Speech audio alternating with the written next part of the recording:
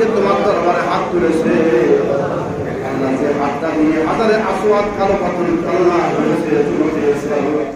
বগুড়ার শিবগঞ্জ উপজেলার আলিয়ারহাট শাহী জামে মসজিদে শুক্রবার বাদ জুম্মা মরহুম আলহাজ একেএম আব্দুস সাত্তারের ২০তম মৃত্যুবার্ষিকী উপলক্ষে দোয়া মাহফিল অনুষ্ঠিত হয়।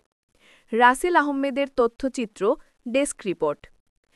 আয়োজনের উদ্যোক্তা ও সভাপতিত্ব করেন তার সুযোগ্য সন্তান সাবেক প্রধানমন্ত্রী দেশনেত্রী বেগম খালেদা জিয়ার অ্যাসাইনমেন্ট অফিসার এবং শিবগঞ্জবাসীর আস্থাভাজন নেতা ডাক্তার ফিরোজ মাহমুদ ইকবাল।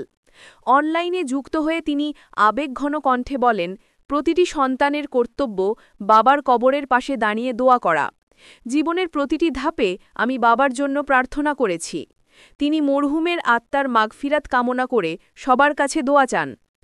অনুষ্ঠানে প্রধান অতিথি হিসেবে বক্তব্য রাখেন আলহাজ ডাক্তার আশিক মাহমুদ ইকবাল, স্বাধীন স্বাস্থ্য বিষয়ক সম্পাদক, বগুড়া জেলা বিএনপি ও সিনিয়র সহসভাপতি, শিবগঞ্জ উপজেলা বিএনপি।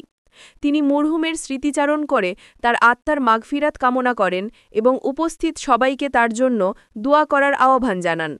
দোয়া মাহফিলে বিশেষ অতিথি হিসাবে উপস্থিত ছিলেন শিবগঞ্জ উপজেলা বিএনপির সাবেক সাধারণ সম্পাদক ও সাবেক পৌর মেয়র মতিয়ার রহমান মতিন, বগুড়া জেলা জাতীয়তাবাদী সমবায় দলের আহ্বায়ক M A Mannan, Mokamtala union বিএনপির সিনিয়র যুগ্ম সাধারণ সম্পাদক আব্দুল লতিফ সরকার, বিহার ইউনিয়ন বিএনপির সাংগঠনিক সম্পাদক এবিএম শাহিনুর ইসলাম সাজু এবং আরও অনেকে।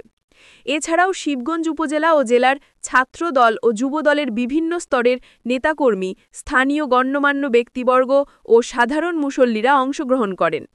দোয়া মাহফিলে মরহুম আলহাজ একেএম আব্দুস সাত্তারের রুহের মাগফিরাত কামনা করা হয়।